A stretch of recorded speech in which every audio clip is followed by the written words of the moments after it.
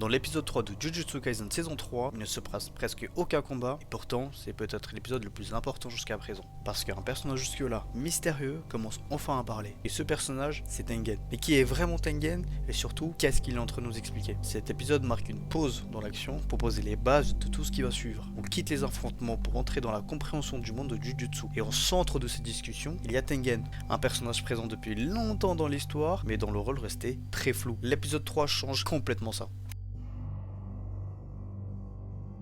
A la base, Tengen est un exorciste humain, très puissant, spécialisé dans les barrières. C'est lui qui maintient toutes les barrières du monde de Jujutsu, sans lui, ce serait le chaos total. Le problème, Tengen est immortel. Avec le temps, son corps a arrêté d'être humain. Il a évolué. Le dit lui-même, lui, il n'est plus vraiment un humain, mais pas non plus une malédiction. Il devait fusionner tous les 500 ans avec ce qu'on appelle un vaisseau Star Plasma. Cette fusion lui permettait de garder une forme humaine, et surtout de rester stable. Sauf que, lors du dernier cycle, la fusion n'a jamais eu lieu. Riko Amanai est mort et à partir de ce moment-là, tout a commencé à dérailler. Sans cette fusion, Tengen a commencé à évoluer tout seul, il a perdu une partielle de son individualité. Aujourd'hui, il est plus proche d'une barrière vivante qu'un être conscient. Et c'est là que ça devient inquiétant parce que si Tengen perd totalement le contrôle, ces barrières pourraient affecter toute l'humanité et surtout, quelqu'un pourrait s'en servir. Et cette personne, c'est Kenjaku. Tengen explique clairement le plan de Kenjaku. Son objectif n'est pas juste de le capturer ou de le tuer. Kenjaku veut s'approprier Tengen pour utiliser son pouvoir de barrière et fusionner Tengen avec l'humanité entière, afin de forcer l'évolution du monde grâce à l'énergie occulte.